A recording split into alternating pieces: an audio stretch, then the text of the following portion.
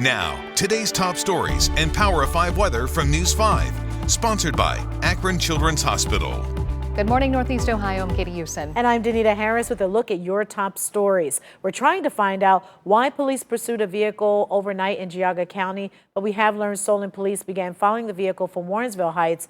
Then we're told the suspect bailed out at Bainbridge, launching a search with several agencies. Now around 6 this morning, the Geauga sheriff announced the suspect is in custody.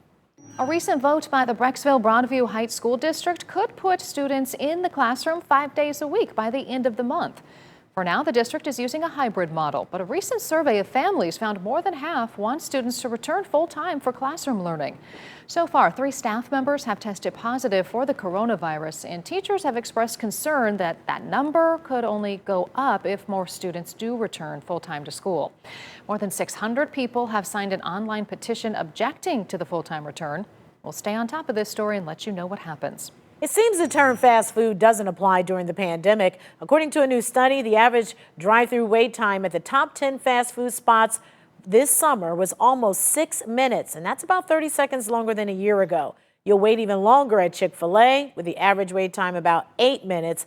The shortest wait, Kentucky Fried Chicken, but the restaurant chain was also most likely to get your order wrong. The city of Akron could buy doorbell cameras for people who live in high-crime areas.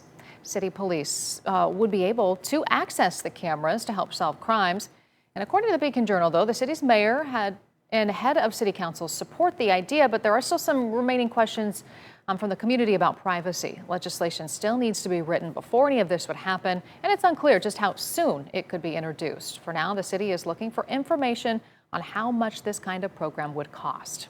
All right, Trent, how are we feeling out there? Well, we're feeling pretty good temperature-wise, but it is gusty. Winds are going to be, into that 30-mile-per-hour range, 30 to 35 through midday, and then they should back off quite a bit this afternoon and evening. So that's as cooler air settles in here. Less wind, less clouds. It's going to get pretty chilly tonight and tomorrow morning. But in the meantime, while we've got these southwest winds, look at the temperatures warming up back to near 70 degrees. Now, it's that wind shift that keeps us from getting too warm the farther north you are. But inland, off the lake, Akron, Canton, and south, middle, maybe even upper 70s. I'll show you that coming up in a little bit here. And I'll also talk about our next best shot for rain.